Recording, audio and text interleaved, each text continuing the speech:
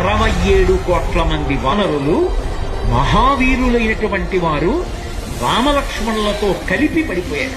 ఒక్క వానరుడు యుద్ధభూమిలో లేచి తిరుగుతున్నవాడు లేడు.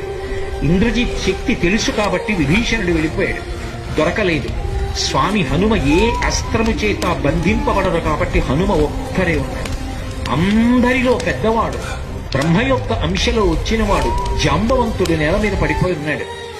విభీషణుడు కాగడా పట్టుకుని అడిగాడు, తాతా కుశలమేనా అని అడిగాడు. వానరులలో శ్రేష్ఠుడైన హనుమ బ్రతికి ఉన్నారా అని అడిగాడు జాంబవంతుడు.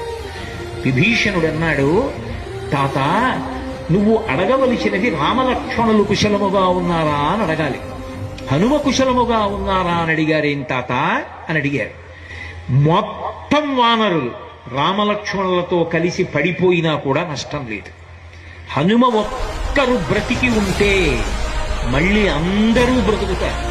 అందరూ బ్రతికి ఉన్నా హనుమ ఒక్కరు పడిపోతే బ్రతికి ఉన్న వీళ్ళందరూ పడిపోతారు.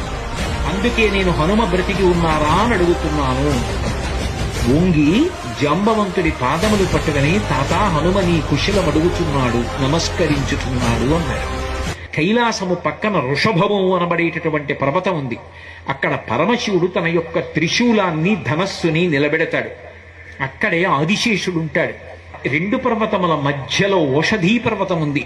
ఆ ఓషధీ పర్వతంలో 4 ఓషధులున్నాయి. మృత సంజీవని, విశల్యకరణి, సువర్ణకరణి, సంధానకరణి అని 4 ఉన్నాయి. ఆ 4 ఓషధులు తీసుకురావాలి.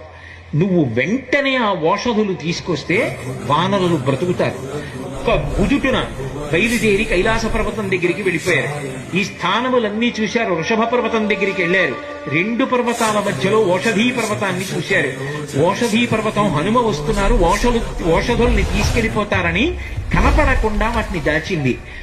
నా స్వామి అయినటువంటి రామచంద్రమూర్తి కార్యానికి పనికి రాకుండా ఓషధుల్ని దాస్తావానని ఆ సంజీవని పర్వతాన్నంతటిని పెళ్లగించి చేత్తో పట్టుకుని ఆకాశ మార్గంలో కించిత్ శ్రమ పడకుండా కాంచనలంక ఉన్నటువంటి దక్షిణ తీరానికి చేరి యుద్ధభూమిలో దింపారు.